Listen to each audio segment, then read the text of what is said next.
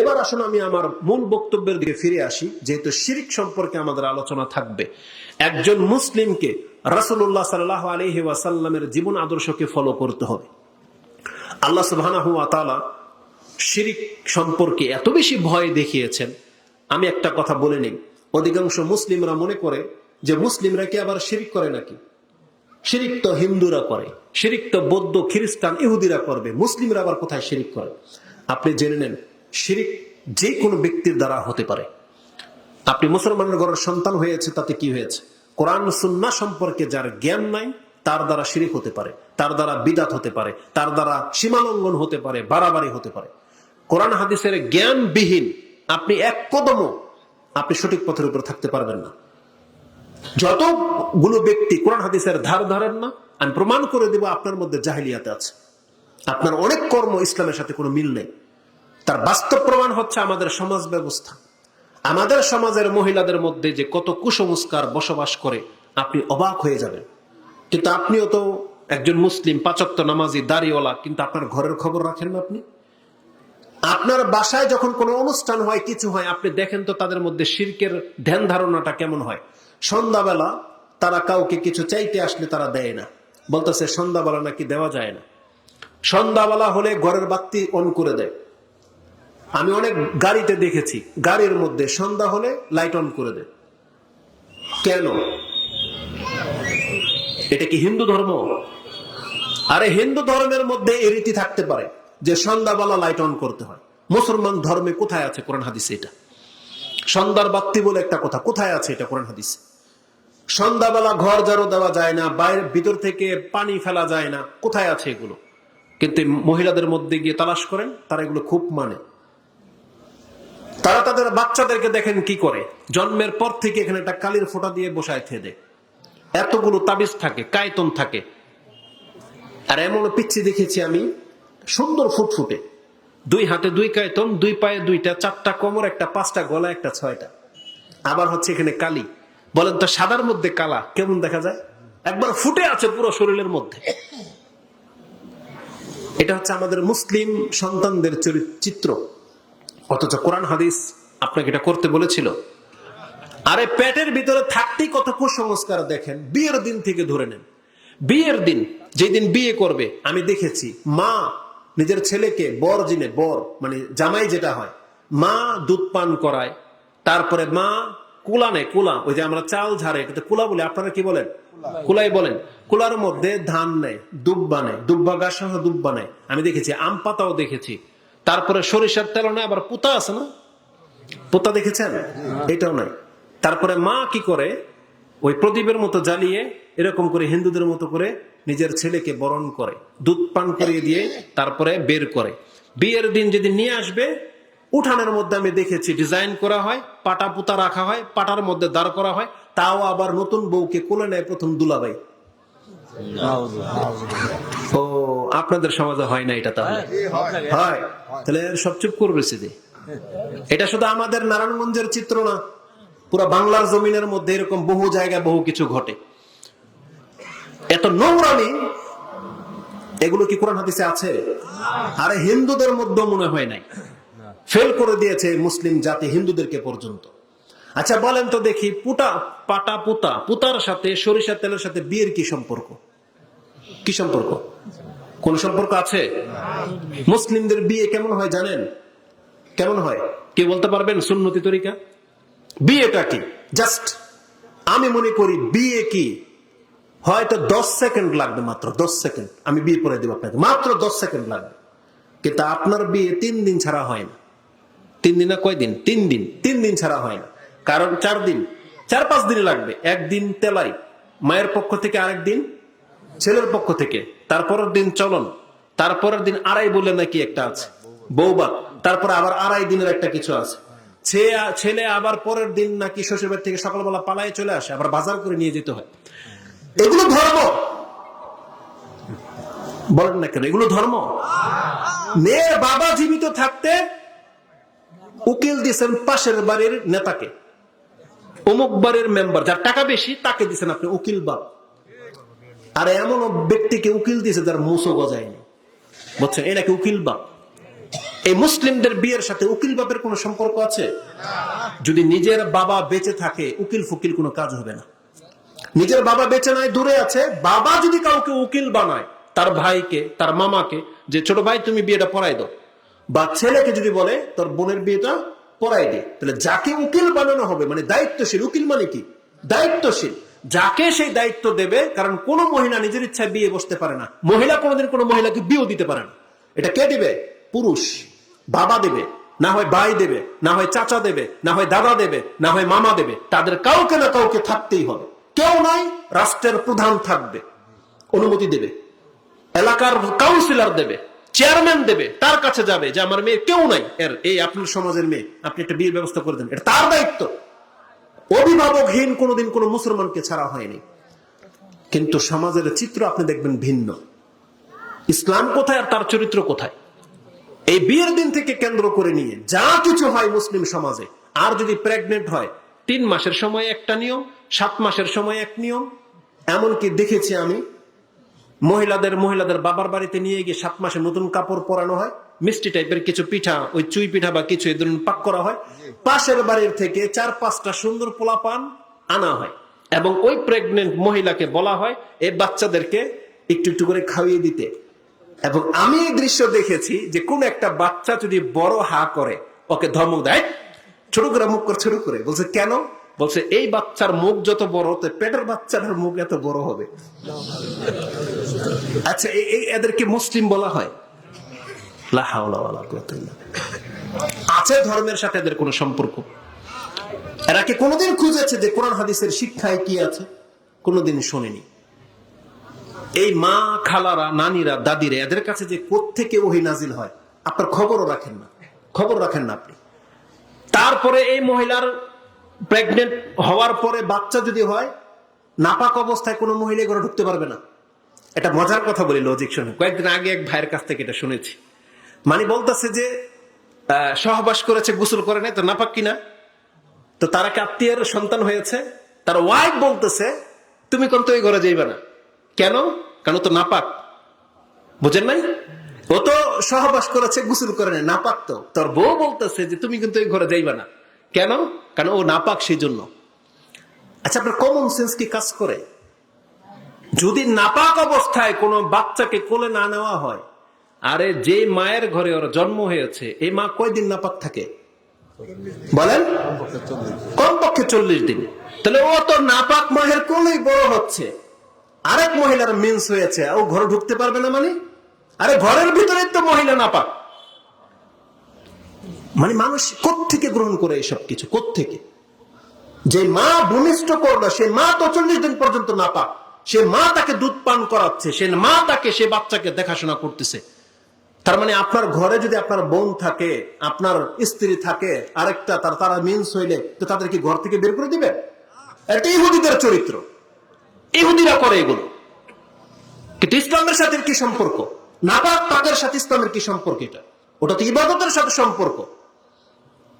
রাসূলুল্লাহ সাল্লাল্লাহু আলাইহি ওয়াসাল্লাম তিনি তার স্ত্রীদের সাথে একই বিছানায়, একই চাদরের নিচে ঘুমাতেন মিন্স অবস্থায়। সেখানে শুধু সহবাস নিষেধ, কিন্তু স্ত্রী সাধারণ হিসেবে আপনি তাকে যে কোনো ভাবে স্পর্শ করতে পারেন, তার সাথে খেতে পারেন, তাকে স্পর্শ করতে পারেন। কে বলছে যে আপনাকে নাপাক হইতে তাকে ছুঁতে পারবেন না? ইহুদিদের চরিত্র তো এগুলো। সে পাক করতে পারবে বিনা দ্বিধায়, সে আপনাকে খাবার বেড়ে দিতে পারবে, পানি এনে দিতে পারবে, কোনো বাধা নেই। কিন্তু আমাদের সমাজের শাশুড়িগুলো এতটা জঘন্য আকীদা রাখে যে জানতে পারলে সে বউর হাতে পানিও খাবে না। এগুলো হচ্ছে নোংরামি। হিন্দুদের ধর্মের মধ্যে এইসব কিছু নাই। তাহলে এগুলো এইভাবে শিরকের উৎপত্তি হয়, এবং তারা এটাকে এত খারাপ ভাবে নেয়, যেটা মারাত্মক, যে এই জমিনে নাকি সে নাপাক অবস্থায় পাড়া দিতে পারবে না। এগুলো কোনো ইসলামের মধ্যে নাই, কোরআন হাদিসের কোন আলেমের কিতাবের মধ্যে আপনি পাবেন না। একমাত্র খোরাফাত যেগুলো, ভন্ডা টাইপের যেগুলো, তাদের কোনো কিতাবে থাকতে পারে, কিন্তু কোরআন হাদিসের মধ্যে এইসব কোনো কিছু নাই। কোরআন হাদিসে স্পষ্ট বিধান রয়েছে। তারপরে এই বাচ্চাকে কেন্দ্র করে ডেলিভারির পর থেকে এই মহিলাকে ওই ম্যাচের কাঠি, তারপরে এটার ভিতরে রসুন ভরে দেওয়া হয়, একটা তার কাটা ভরে দেওয়া হয়। বাথরুমে গেলে তখন সে ম্যাচের কাঠি ও রসুনওয়ালা এই প্যাকেট নিয়ে যায়। কেন? আগুন থাকতে হবে কেন সাথে? বাচ্চা হয়ে যাওয়ার পরে ঘরে কাউকে আইল্লা বলে, আমরা এটাকে আইল্লা, ওটা দিয়ে ছেকা দিয়ে তারপরে ঘরে নিয়ে নেওয়া হয়। এগুলো সব হচ্ছে কুসংস্কার। আজীব শুনলাম কোন গ্রামে, যে নোয়াখালীর ওই পাশের একটা গ্রামে, তারা রবিবার দিন বাঁশ কাটে না, রবিবার দিন বাঁশ বিক্রিও করে না। বলছে কেন? বলছে রবিবার দিন বাঁশ কাটলে, বিক্রি করলে নাকি বাঁশের পুরো ছুপটাই বিলে হয়ে যাবে, মানে শেষ হয়ে যাবে, ওই নসলই শেষ হয়ে যাবে। আছে ইসলামের মধ্যে এরকম কোনো কিছু? আপনি দোকান খুলেছেন, প্রথম আপনার এমন কোন নিকট ব্যক্তি চলে আসছে, যাতে হয়তো ভুলে টাকা ঘরে রেখে আসছে বা কোনো কিছু তার ইমার্জেন্সি প্রয়োজন, আপনি বলতেছেন প্রথম কাস্টমার আমি বাকি দিলে আজকে সারাদিনটাই শেষ। এগুলো সব হচ্ছে কুসংস্কার। দিনে রাতে আগে পরে ইসলামের এর কোনো সম্পর্ক নেই। আপনি যাকে দিতে পারেন দিতে পারেন, যাকে দিবেন না দিবেন না, সেটা দিন কে আর রাত কে, প্রথম কাস্টমার কে আর শেষ কাস্টমার কি। রিক্সাওয়ালাদেরকে দেখেছি, গাড়ি চালকদেরকে দেখেছি, তারা প্রথম কাস্টমারের টাকা পেলে প্রথমে এটাকে চুমো দেয়, কপালে ঠেক গিয়ে চুমো দেয়। আমি আপনাদেরকে বলতেছি ভাই, রিজিকের মালিক কে? তাহলে এই রিজিক কার পক্ষ থেকে আসছে? আপনি এটাকে চুমা দিতে হইতো না কি বলতে হইতো? আপনাকে আলহামদুলিল্লাহ বলতে হইতো। আলহামদুলিল্লাহ বলতে হইতো না? এই টাকা কি, এটাকে চুমা দিলেন কেন? আল্লাহ বলছেন অফিস সামাই রিজকুকুম ওয়া মা তুআদুন, তোমাদের সাথে যা কিছুর ওয়াদা করা হয়েছে এবং তোমাদের রিজিক কোত্থেকে আসে? আকাশ থেকে আসে। আল্লাহ বলছেন অফিস সামাই রিজকুকুম, রিজিক আকাশ থেকে আসে, কোন ব্যক্তির পক্ষ থেকে রিজিক আসে না। আপনি প্রথম কাস্টমার বিদায় সেই টাকাটা আপনি চুমু খাবেন, এগুলো হচ্ছে কুসংস্কার। আমরা যদি শিরিক নিয়ে বলি, আপনি অবাক হয়ে যাবেন যে মুসলিম জাতির মধ্যে এগুলো আপনাদের মধ্যে নাই, যেন আপনাদের গায়ে লাগে নাই। আপনাদের গায়ে লাগবে এখন কিছু বললে। আমি জানি না যে কথাটা আপনি কিভাবে নেবেন, তবে আমরা আল্লাহর হক নিয়ে কথা বললে কথা কার বিরুদ্ধে যাবে এটা আমরা দেখি না। যেহেতু ব্যাপারটা হচ্ছে আল্লাহর কথা, আল্লাহর হক, সেক্ষেত্রে কারো গায়ে লাগলে এটা আমাদের কিছু যায় আসে না। কিন্তু হক হলে আপনাকে মানতে হবে, আর আপনার মানতে বাধা থাকলে আপনি মানেন না, এটা আপনার ব্যাপার। কিন্তু আমাদের শিক্ষা যেটা, সেটা আমরা বলবই। আমাদের সমাজে আল্লাহ সুবহানাহু ওয়া তাআলার সাথে বহু মানুষ বহুভাবে শিরিক করে। মানুষ মুখের জবান দিয়ে শিরিক করে। মুখের জবান দিয়ে কিভাবে শিরিক করে জানেন? মানুষ আল্লাহ ছাড়া অন্যের নামে কসম খায়। আল্লাহ ছাড়া অন্যের নামে কসম করা জায়েজ নাকি হারাম? কোন ব্যক্তি তার বাবার কসম, মায়ের কসম, কিতাবের কসম, বউয়ের কসম, সন্তানের কসম, মাটির কসম, বাঁশের কসম, কাঠের কসম, যত রকমের কসম আছে, একমাত্র আল্লাহ ছাড়া বাকি সমস্ত কসমই হারাম কসম, নাজায়েজ কসম। কসম খেলে, শপথ নিলে কি বলতে হবে? আল্লাহর কসম। কোন মানুষ কোনদিন আল্লাহ ছাড়া অন্য কোনো কিছুর নামে কসম খেতে পারে না। রাসূলুল্লাহ সাল্লাল্লাহু আলাইহি ওয়াসাল্লাম একদিন ওমর রাদিয়াল্লাহু আনহু দেখলেন ইয়াহলিফু বিআবাইহি, সে তার পিতার বাপ-দাদাদের নামে কসম খেলেন। রাসূলুল্লাহ সাল্লাল্লাহু আলাইহি ওয়াসাল্লাম তাকে নিষেধ করলেন, আলা, তোমরা সাবধান, সতর্ক হও, লা তাহলিফু বিআবাইকুম, তোমরা তোমাদের বাপ-দাদার নামে কসম খেও না। যদি কোনো ব্যক্তির কসম করতেই হয়, ফালিয়াহলিফ বিল্লাহ, সেজন্য আল্লাহর নামে কসম খায়। সেই দিন থেকে ওমর রাদিয়াল্লাহু তাআলা আনহু ভুলেও কোনোদিন, এক্সাম্পল, উদাহরণস্বরূপ কোনোদিন এই জুমলা ব্যবহার করে নাই যে অমুকের কসম তুমুকের কসম। এতটা তিনি সতর্ক হয়ে গিয়েছিলেন। কিন্তু আমাদের সমাজ এগুলো অহরহ চলে, অহরহ। ঝগড়া লাগলে মহিলার আগে বলবে তুই তোর স্বামীর কসম খা, বলে তোর সন্তানের কসম খা, ডাইরেক্ট বলে, নাহলে বিশ্বাসই করো না। আপনি তো বলেন আল্লাহর কসম, ও মানবে না। এগুলো হচ্ছে কুসংস্কার, এগুলো থেকে বাঁচতে হবে আপনাকে, নাহলে ঈমান ধ্বংস হয়ে যাবে। মানুষ তার জবান দিয়ে, মুখ দিয়ে শিরিক করে। এখন আপনার গায়ে লাগার সময় আসতেছে, আমি বুঝতে পারতেছি। আমি বহু মুরব্বীদেরকে শুনেছি গাড়িতে অথবা বাড়িতে ঢুকতে বসতে তারা বলে আল্লাহ রাসূল। এই শব্দটাকে আপনাদের এখানে প্রচলিত আছে কিনা আমি জানি না। আছে কোন মুরব্বী বলেন এইসব কথা? যে কোনো সময় হঠাৎ করে আল্লাহ রাসূল বলে কি? এটা কি? এই শব্দটা যে বললেন কি, এটা বলার আগে একটা হাদিস বলি। ইমাম বুখারী রাহিমাহুল্লাহ ইন্নাল আবদা লা ইয়াতাকাল্লামু বিকালিমাতিন, ইমাম মুসলিম কোট করেছেন এটা। একজন ব্যক্তি এমন একটা কথা বলে, মা ইয়াতাবায়ানু মা ফিহা, সে কোনোদিন ভাবতে পারে নাই যে তার কথাটা কি বলল। সে যে একজন ব্যক্তি মুখের একটা কথা বলে, সে ভাবতে পারে নাই, ধারণা করে নাই যে কি বলেছে। মেন রিদওয়ানিল্লাহ, আল্লাহকে সন্তুষ্ট করে দেওয়ার মতো একটা কথা, মানে এমন একটা কথা বলেছে যে যা তার কথাটা আল্লাহকে সন্তুষ্ট করে দিয়েছে। আল্লাহ সুবহানাহু ওয়া তাআলা তার মুখের এই কথাটার কারণে তার মর্যাদা এক ধাপ আগে বাড়িয়ে দেন। কিন্তু সেই ব্যক্তি টেরও পায় না যে কত বড় কথা সে বলেছে। এই যে বাস্তবিকে আপনি দেখেন না, লোকমান আলাইহিস সালামের কথাই তো বললাম, সে তার সন্তানকে উপদেশ দিয়েছে। লোকমান আলাইহিস সালাম কি কোনোদিন ভাবতে পারে যে তাকে নিয়ে আল্লাহ কোরআনের আয়াত নাযিল করবেন? কোনোদিন ভাবতেও পারে না। আয়েশা রাদিয়াল্লাহু তাআলা আনহাকে যখন অপবাদ দিয়েছিল মুনাফিকরা, আয়েশা রাদিয়াল্লাহু তাআলা আনহা তিনি বলছেন, আমি ভাবতে পারিনি যে আল্লাহ আমাকে কেন্দ্র করে 10টা আয়াত নাযিল করবেন। আমি ভেবেছি হয়তো আল্লাহ রাসূল সাল্লাল্লাহু আলাইহি ওয়াসাল্লামকে জানিয়ে দিবেন, সমস্যা সমাধান হয়ে যাবে। কিন্তু আল্লাহ তার মর্যাদায় 10টা আয়াত নাযিল করেছেন। তো আল্লাহ সুবহানাহু ওয়া তাআলা কারো কারো কথায় এতটা বেশি সন্তুষ্ট হয়ে যান, তাকে এত বেশি মর্যাদা দেন সে ভাবতে পারে না। ওয়া ইয়াতাকাল্লামু বিকালিমাতিন মিন সাখাতিল্লাহ, সে কোন কোন বান্দা এমন জঘন্য কথা বলে ফেলে যেটা আল্লাহকে অনেক বেশি রাগান্বিত করে দেয়। মা ইয়াতাবায়ানু মা ফিহা, সে কোনোদিন ভাবতে পারে না সে কেমন কি জঘন্য কথা বলেছে। রাসূল সাল্লাল্লাহু আলাইহি ওয়াসাল্লাম বলেছেন, তার মুখের এই কথার কারণে সে জাহান্নামের অতল তলে স্লিপ করে যেতেই থাকে। এতটা গভীরে গিয়ে সে পতিত হয় যতটা দূরত্ব পূর্ব এবং পশ্চিমের মধ্যে রয়েছে। সে জাহান্নামের এতটা নিচে চলে যায় মুখের একটা কথার কারণে। এই যে কোনো ভাবতে পারে না সে কি বলল। আপনি বলেন তো দেখি, আপনি গাড়িতে উঠলেন আর সেখানে বললেন আল্লাহর রাসূল, আচ্ছা বলেন তো দেখি আপনি কি বললেন, এটার অর্থটা কি, এর মানে কি, কি অর্থ দাঁড়াবে? কোন ব্যক্তি যদি বলে আল্লাহর রাসূল, প্রথম কথা হলো গাড়িতে বসার সময় কি বলতে হয়? বিসমিল্লাহ বলতে হবে না? বিসমিল্লাহ কার নাম? আল্লাহর নাম। বিসমিল্লাহ আমাদের সব কাজ কি বলে বলি আমরা? আল্লাহর নামে শুরু করলাম, বিসমিল্লাহ। তাহলে সেখানে আপনি বিসমিল্লাহ না বলে বললেন আল্লাহর রাসূল, কি বললেন আপনি? এটা প্রথম কথা হচ্ছে, পেলেন কোথায় এই কথা? কোরআন হাদিসের কোথাও এই কথা নাই। কিন্তু আপনি আপনার ধ্যান ধারণা থেকে কোনোদিন বিচার করেন নাই কোত্থেকে আসলে এই কথা, কে প্রথমে আবিষ্কার করেছে? আল্লাহ রাসূল বললেন যে আপনি এখানে আল্লাহ রাসূল কেন হবে? আপনি কয়জনকে ডেকেছেন এখানে? আল্লাহকে ডেকেছেন আর তার রাসূলকে ডেকেছেন, দুইজনকে ডেকেছেন। একজন মুসলিমকে কি শিক্ষা দেওয়া হয়েছে? সে কাকে ডাকবে? শুধুমাত্র আল্লাহকে, এককভাবে কেবলমাত্র আল্লাহকে ডাকবে। কোন ব্যক্তি আল্লাহ ছাড়া দ্বিতীয় জনকে ডাকতে পারে না। এটা কোরআন হাদিস আমাদেরকে শিক্ষা দেওয়া হয়নি, বরং কোরআনে আল্লাহ সুবহানাহু ওয়া তাআলা কি বলেছেন?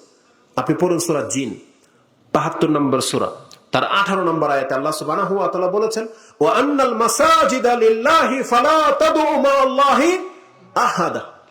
এই পুরো পৃথিবীর জমিন, সিজদার জায়গা, এগুলো কার? আল্লাহর। ওয়া আন্নাল মাসাজিদা লিল্লাহ, তারপর আল্লাহ বলেছেন ফালা তাদউ মা'আল্লাহি আহাদা, খবরদার তোমরা আল্লাহর সাথে অন্য কোন একজনকেও ডাকবা না। তার মানে রাসূল আরেকজন, শুধুমাত্র আল্লাহকে ডাকতে বলেছেন, আল্লাহর সাথে অন্য কোনো একজনকেও আল্লাহ ডাকতে বলেননি, বরং নিষেধ করেছেন। যদি আল্লাহ বলতেন ইল্লার রাসূল, তবে রাসূলকে ডাকতে পারো, তাহলে আমাদের জন্য রাসূলকে ডাকা জায়েজ হয়ে যেত। কিন্তু আল্লাহ তো এই কথা রাসূলকে বলেছেন যে আল্লাহ ছাড়া খবরদার কাউকে ডাকবা না, আল্লাহ তো নিষেধ করেছেন। তাহলে আপনি আল্লাহর রাসূলকে একসাথে ডাকেন মানে কেন ডাকবেন আপনি আল্লাহর রাসূলকে? রাসূলকে ডাকার জন্য তো তার জন্ম হয়নি, তাকে রাসূল করা হয়নি। রাসূলের কাজ ছিল বান্দাকে তার রবের সাথে সম্পর্ক করে দেওয়া। রাসূলুল্লাহ সাল্লাল্লাহু আলাইহি সাল্লামের সম্পর্ক করে দিয়েছেন, দায়িত্ব শেষ, আল্লাহ তাকে উঠিয়ে নিয়েছেন। এখন আল্লাহ হচ্ছেন চিরঞ্জীব, হাইয়ুল কাইয়ুম, আর আমরা হলাম তার গোলাম। আমাদেরকে বলা হয়েছে তোমরা তোমার রবকে ডাকো। রাসূলকে ডাকার জন্য আমাদের জন্ম দেওয়া হয়নি। আমরা হলো আল্লাহর বান্দা, আমরা রাসূলের বান্দা নই। আমরা রাসূল সাল্লাল্লাহু আলাইহি ওয়াসাল্লামের উম্মত। রাসূল যা করেছেন ওটা আমাদের করণীয়, ওটা আমাদের আদর্শ। আপনি প্রমাণ করে দেখান রাসূল আল্লাহ ছাড়া কখনো কোথায় শিক্ষা দিয়েছেন যে আমাকেও ডাকবা? বরং আমি আপনাকে দেখাতে পারি, ইমাম তিরমিজি রাহিমাহুল্লাহ দোয়ার অধ্যায় এবং মুসনাদে আহমদে হাদিস এনেছেন, আব্দুল্লাহ ইবনে আব্বাস রাদিয়াল্লাহু তাআলা আনহুমাকে রাসূল সাল্লাল্লাহু আলাইহি ওয়াসাল্লাম বলতেছেন, ইয়া গোলাম ইন্নী উআল্লিমুকা কালিমাত, আমি তোমাকে কয়েকটা কথা শিক্ষা দিচ্ছি। ইয়াহফাজিল্লাহ ইয়াহফাজুক, তুমি কথাগুলো সংরক্ষণ করো, আল্লাহ তোমাকে হেফাজত করবে। ইয়াহফাজিল্লাহ তাজিদহু তুজাহা, তুমি যেখানেই থাকো না কেন আল্লাহ, সেটা কি বলছে? ইজা সাআলতা ফাসআলিল্লাহ, যখন তোমার কিছু চাইতে হবে কার কাছে চাইবা? আল্লাহর কাছে চাইবা। ওয়া ইযাস্তাআনতা ফাস্তাইন বিল্লাহ, যখন তোমার কোনো সাহায্যের প্রয়োজন হবে কার কাছে চাইবা? আল্লাহর কাছে চাইবা। নাকি ভিন্ন কোনো শব্দ আছে? আচ্ছা, শিক্ষা দিচ্ছেন কে? রাসূলুল্লাহ সাল্লাল্লাহু আলাইহি সাল্লাম। আমি কেন তার কথাটা বলতেছি? তিনি হলেন আল্লাহ সুবহানাহু ওয়া তাআলার একমাত্র ওলি, যেখানে কেউ পৌঁছতে পারেনি। রাসূল হচ্ছেন সেই মানের ওলি যার পর্যন্ত কেউ পৌঁছতে পারেনি। সেই রাসূল তিনি তার নিজের আপন চাচাতো ভাই, নিজের আপন আদরের ভাইকে বলতেছেন যে তোমার যখন কোনো কিছু চাইতে হবে তুমি কার কাছে চাইবা? বলছে আল্লাহর কাছে চাইবে। কেন রাসূল বললেন না যে তুমি আমার কাছে আইসো, বা আমি মরে যাওয়ার পর আমার কবরের কাছে আইসো, কবরকে সামনে করে তুমি কিছু চাইও? কেন শিক্ষা দিলেন না? কেন বললেন ইযাস্তানতা ফাস্তাইন বিল্লাহ, তুমি তোমার কোনো সাহায্যের চাওয়ার প্রয়োজন হলে তুমি আল্লাহর কাছে চাইবা? কেন তিনি এটা শিক্ষা দিলেন? বরং আমরা প্রত্যেকে কিন্তু ওই একই কথার অঙ্গীকার করি, যদি আমার কথা আপনার গায়ে লাগবে, কিন্তু আপনি কিন্তু নামাজের সময় কিন্তু আমার কথাটাই আল্লাহকে বলেন। আপনি সূরা ফাতিহাতে কি বলেন?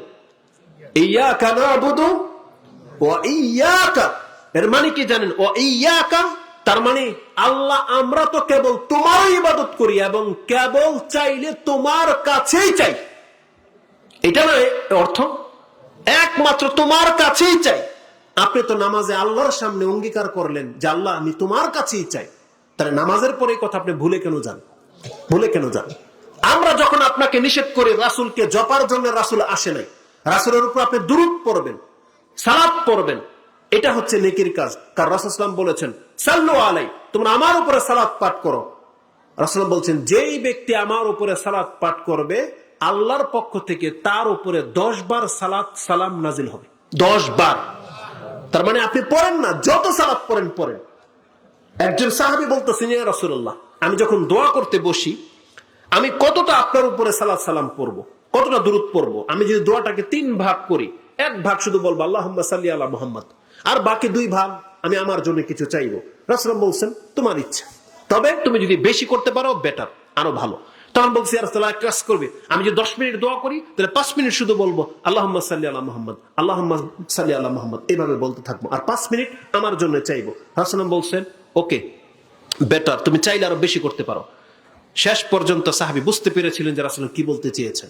সেই সাহাবী বলতেছে ইয়া রাসূলুল্লাহ, যখন আমি দোয়া করব আমি আমার জন্য কিছুই চাইবো না, শুধু আমি যদি খালি আপনার উপরে দুরূদ পড়তে থাকি, আল্লাহুম্মা সাল্লি আলা মুহাম্মদ, আল্লাহুম্মা বারিক আলা মুহাম্মদ, এইভাবে যদি আমি শুধু আপনার উপরে দুরূদ পড়তে থাকি, রাসূল সাল্লাল্লাহু আলাইহি ওয়াসাল্লাম বলেছেন যদি তুমি এটা করে দেখাতে পারো তাহলে এই দুরূদ পড়া তোমার জীবনের যত পেরেশানি আছে সব কিছুর জন্য যথেষ্ট হয়ে যাবে। তার মানে তোমার যত রকমের দুশ্চিন্তা আছে তা থেকে মুক্ত হয়ে যাওয়ার জন্য এই দুরূদ পড়া যথেষ্ট হয়ে যাবে। তার মানে আপনি যখন তখন দুরূদ পড়েন, যখন তখন, এটা আপনার জন্য উত্তম দোয়া, উত্তম কাজ। কিন্তু বিপদে পড়লে আপনি ইয়া রাসূলুল্লাহ বলবেন, এটা তো আপনাকে শিক্ষা দেওয়া হয়নি, বরং এটা হচ্ছে শিরকি বাক্য। আপনি বিপদে পড়বেন ইয়া আল্লাহ, ইয়া রহমান, ইয়া রহিম, ইয়া গফফার, এইভাবে আপনি আল্লাহকে ডাকেন। কিন্তু বিপদে পড়লে তো আপনি ইয়া রাসূলুল্লাহ বলতে পারেন না। ইয়া রাসূলুল্লাহ মানে কি? হে আল্লাহর রাসূল, মানে আপনি আল্লাহকে ডাকেনই নেই। আপনি কাকে ডেকেছেন? আল্লাহর রাসূলকে ডাকলেন। এটা অত্যন্ত সেনসিটিভ বিষয় যে মুসলিম জাতিকে ধোঁকা দিয়ে দেওয়া হয়েছে। যখন আমরা এইভাবে কথা বলি, ওই বেরলবি কবর পূজারী কিছু বক্তা আছে, এরা বলে এরা গুস্তাখের রাসূল, এরা রাসূলকে সম্মানিত করতে জানে না, এরা রাসূলের শানে বেয়াদবি করে। আরে বেয়াদব তো ও যেটা আল্লাহর শানে বেয়াদবি করে। মুসলিমকে শিক্ষা দেওয়া হয়েছে আল্লাহর কাছে চাইতে, এটা যেমন কোরআনে আছে তেমন হাদিসে। কোন রাসূলের কাছে চাওয়ার জন্য কোন মুসলমানের জন্ম হয় নাই। আপনি মানেন না মানে এটা আপনার ব্যাপার, কিন্তু কোরআন হাদিসের একটা প্রমাণ দেখাইতে পারবেন না যেখানে আল্লাহ রাসূলকে বলেছেন যে হ্যাঁ তোমার কাছে চা, দেখাইতে পারবেন না আপনি। বরং আমাদের কাছে যেগুলো দলিল, স্পষ্টত দলিল, আপনাকে আর কি দেখাবো, যেটা আপনি নিজেই স্বীকার করেন আল্লাহর কাছে যে ইয়াকা না'বুদু ওয়া ইয়াকা নাস্তাইন, আল্লাহ তোমারই কাছে সাহায্য চাই, আর কারো কাছে সাহায্য চাই না। কিন্তু আপনি ভুলে কেন যান? আপনার বিপদের সময় কোন ব্যক্তি কোন রাসূলের কাছে চাইতে পারে না। আর যদি রাসূলের কাছে চাওয়া না যায় তাহলে কোন জিন্দা মুর্দা পীরের কাছে চাওয়া জায়েজ নেই। জেনে নেন, চাইতে হবে একমাত্র আল্লাহর কাছে। আপনি কোন ব্যক্তির কাছে সন্তান চাইতে যাবেন এই সেন্সে যে বাবা আমার সন্তান দিয়ে দেন, আমার এই আরোগ্য দূর করে দেন, রোগ দূর করে দেন, আরোগ্য দেন, আমাকে ব্যবসায় বরকত দেন, এগুলো চাইতে যাবেন, আপনি হয়ে যাবেন মুশরিক। কারণ আল্লাহ সুবহানাহু ওয়া তাআলার কাছে চাইতে হবে। এইসব জিনিস যেটা আধ্যাত্মিকতা, যেগুলো কোনো মানুষকে ক্ষমতা দেওয়া হয় নাই, এই ধরনের জিনিস আল্লাহর কাছে চাইতে হয়। আর যেগুলোর মধ্যে মানুষের ক্ষমতা আছে সেটা আপনি চান, আপনার জন্য হারাম হবে না। আপনার 50 কেজির বস্তা নিয়ে দাঁড়িয়ে আছেন, একা তুলতে পারতেছেন না, আপনি ডাকেন, কাউকে ডাকেন, বলেন ভাই একটু ধরে দেন তো, উঠিয়ে দেন। এটা কি জায়েজ না? না জায়েজ? জায়েজ। কিন্তু আপনি 50 কেজির বস্তা নিয়ে বসে আছেন, এমন জায়গায় কেউ নাই, চোখ বন্ধ করে বলতেছেন বাবা আমার বস্তাটা মাথায় উঠা দেন। এটা কি হবে? কারণ আপনার বাবার ক্ষমতা নাই যে সে মাজারের কবরের ভিতর থেকে আপনার এই বস্তা আপনার মাথায় তুলে দেবে। এটা কোনো মুর্দার ক্ষমতা নাই। এটা হচ্ছে শিরক। আপনি পানিতে ডুবে যাচ্ছেন, উপরে যারা আছে তাদেরকে ডাকেন, আমাকে বাঁচাও বাঁচাও, এটা শিরক হবে? এটা শিরক হবে না। কিন্তু এমন জায়গায় আছেন যেখানে কেউ নাই, সেখানে আপনি আল্লাহকে ডাকতে হতো, সেখানে যদি আপনি ধ্যান করেন আপনার বাবারে। মুরিদদেরকে শিক্ষা দেওয়া হয় এটা, যে পেটের ব্যথা, বাবার কাছে চিঠি পাঠাইছে যে বাবা আমার পেটের ব্যথা, বাবা ওখান থেকে ফু দিয়ে দিছে, তার পেটের ব্যথা ভালো হয়ে গেছে। এইসব ইসলামের মধ্যে নাই। আমরা দেখেছি মুন্সিগঞ্জের এক ভণ্ডামি, সেই পীর তার গদ্দিনাসীন জায়গা থেকে মাইকের মধ্যে ফু দেয় আর ভক্তদেরকে বলে আপনারা বোতলের মোটকা খোলেন। নদীর কিনারায় ধারে পুরো প্যান্ডেল, মাইকের শব্দ যতদূর পর্যন্ত যায় তারা বোতলের মোটকা খুলে রেডি থাকে আর বাবা মাইকে ফু দেয়। কি মনে করেন এগুলো? এগুলো ধর্ম? আর এগুলো বলতে গেলে আমাদেরকে বলবেন বেয়াদব, ওহাবি, এই সেই। আপনি দলিল পেশ করেন কোরআন হাদিস থেকে, কোথায় আছে এটা? রাসূল সাল্লাল্লাহু আলাইহি ওয়াসাল্লাম কবে করেছেন এটা? আরে ফুৎকার দিতে হয়, থুত, এই মুখের জবানের, আপনি যে কোরআন পড়লেন থুতুর সাথে আপনার ফু লাগতে হবে সে পানিতে। আপনি মাইকে ফু দিবেন, এই ফু যাবে ওদিকে? ভণ্ডামির শেষ নেই আসলে। তা আমরা যদি শিরিক নিয়ে কথা বলতে থাকি, কথা বহুদূরে চলে যাবে। আপনাকে এক কথায় জানতে হবে শিরিক কি জিনিস। মাত্র দুইটা কথা বলবো আপনাকে। শিরিক হলো আল্লাহর কাজে কর্মে আল্লাহকে যদি কোনো ব্যক্তি একক করে প্রমাণ করতে না পারে, সে যদি ওই গুণটা অন্য কাউকে দিয়ে দেয়, তাহলে এটা হচ্ছে শিরক। বলেন তো দেখি আল্লাহর কাজ কি? আল্লাহর একটা কাজ হচ্ছে সৃষ্টি করা। আল্লাহর কাজ কি? সৃষ্টি করা নয়, আল্লাহর কাজ হচ্ছে সৃষ্টি করা। আল্লাহ সুবহানাহু ওয়া তাআলা বলেছেন, এই পৃথিবীতে তুমি যা কিছু দেখতে পাও এটা কার সৃষ্টি? আল্লাহর সৃষ্টি। আল্লাহ কোরআনে চমৎকার ভাবে একটা আয়াত উল্লেখ করেছেন, যেটা আপনি সূরা লোকমান 31 নম্বর সূরার 11 নম্বর আয়াতে পেয়ে যাবেন। আল্লাহ বলেছেন, বান্দা তুমি একটু চক্ষুমান হয়ে তো দাঁড়াও তো দেখি, এবং তুমি তাকাও তো দেখি পুরো পৃথিবীর দিকে। আল্লাহ বলেছেন, হাযা খালকুল্লাহ, তুমি যা কিছু দেখতে পাচ্ছ এগুলো সব কার সৃষ্টি? আল্লাহর। বলছেন হাযা খালকুল্লাহ ফাআরুনি মাযা খালাকাল্লাযিনা মিন দুনি, তুমি আমাকে দেখাও তো দেখি আমি আল্লাহ ছাড়া এই পৃথিবীর কে কি সৃষ্টি করেছে, এমন একটা সৃষ্টি আমাকে দেখাও। আপনি বালুর একটা কণা নেন হাতে, আপনি বলেন তো সৃষ্টিটা কার? আল্লাহর। তাহলে আপনার বাবা কি সৃষ্টি করেছে? যেই বাবার মুরিদ আপনি, যেই মাজারের ভক্ত মহিলারা গিয়ে সাজদা করে, পেট ঘষে, সুতা বাঁধে সন্তান চাওয়ার জন্য, আমি তাদেরকে জিজ্ঞেস করতেছি, এই বাবা আজ পর্যন্ত কোন সন্তানকে সৃষ্টি করতে পেরেছে? আর না পারবে, কোনদিন পারবে না। আল্লাহ বলছেন হাযা খালকুল্লাহ, এই পুরো সৃষ্টিটা হচ্ছে আল্লাহর। ফারুনি, আল্লাহ বলছেন আমাকে দেখাও, মাযা খালাকাল্লাযিনা মিন দুনি, আমি ছাড়া কে কি সৃষ্টি করেছে, একটা সৃষ্টি দেখাও। আল্লাহ বলছে দেখাও আমাকে কে কি সৃষ্টি করেছে। যে বাবার কাছে আপনি সন্তান চাইতে গেলেন, সে বাবাকেও আল্লাহ সৃষ্টি করেছে। সে বাবাকে জানেন আপনি জাকারিয়া আলাইহিস সালামকে আল্লাহ কিভাবে বলেছেন? জাকারিয়া আলাইহিস সালামকে বলতেছেন তোমার একটা ছেলে হবে ইয়াহইয়া। জাকারিয়া আলাইহিস সালাম বলতেছেন, আল্লাহ কেমনে আমার সন্তান হবে? আমি বৃদ্ধ হয়ে গেছি এবং আমার স্ত্রী বন্দা হয়ে গেছে, কি করে আমার সন্তান হবে? মরিয়মের মধ্যে আপনি আয়াতটা পেয়ে যাবেন। আল্লাহ সুবহানাহু ওয়া তাআলা জাকারিয়া আলাইহিস সালামকে এমন একটা কথা বলেছেন যে সে একদম ঠান্ডা হয়ে গেছে। কেমন ঠান্ডা হয়ে জানেন? আল্লাহ বলছেন কাযালিক, এভাবেই হবে, এটা আমার কাছে অত্যন্ত সহজ। ওয়াকাদ খালাকতুকা মিন ক্বাবলু ওয়া লাম তাকু শাইয়া, আমি তো তোমাকেও জাকারিয়া সৃষ্টি করেছিলাম, তুমি ইতিপূর্বে কোনো কিছুই ছিল না। জাকারিয়া নামের কোন ব্যক্তি পৃথিবীতে ছিল? আমি আর আপনি ছিলাম? আল্লাহ যখন আমাকে আপনাকে মায়ের পেটে থেকে জন্ম দিলেন, আমাদেরকে সৃষ্টি করলেন, আল্লাহ বলতেছেন এইভাবে আমি সৃষ্টি করে থাকি, তোমাকেও তো আমি সৃষ্টি করলাম, তোমার পেট থেকে, তোমার নসল থেকে তোমার সন্তান হবে, এটা বিস্ময় করার কি আছে? আল্লাহ বলেছেন ওয়াকাদ খালাকতুকা মিন ক্বাবলু, তোমাকেও তো আমি ইতিপূর্বে সৃষ্টি করেছি, ওয়া লাম তাকু শাইয়া, তুমি কিছুই ছিল না। তার মানে আল্লাহ সুবহানাহু ওয়া তাআলা বলতে চাচ্ছেন মানুষকে অস্তিত্বহীন থেকে আল্লাহ সৃষ্টি করেছে। তার মানে যখন গোড়াটাই আল্লাহ সৃষ্টি করেছেন, তাহলে আপনি উপর দিকে কেন তাকান? আল্লাহ সুবহানাহু ওয়া তাআলা তো সূরা ইনসানের মধ্যে এই কথাই বলেছেন, হাল আতা আলাল ইনসানি হিনুম মিনাদ দাহরি লাম ইয়াকুন শাইআন মাযকুরা, মানুষের অবস্থা কি এমন ছিল না যে উল্লেখযোগ্য সে কিছুই ছিল না? কিছুই ছিল না। আল্লাহ সুবহানাহু ওয়া তাআলা আমাদেরকে সৃষ্টি করেছেন। তাহলে মানুষ কেন তার আকীদাকে নষ্ট করে দেয়?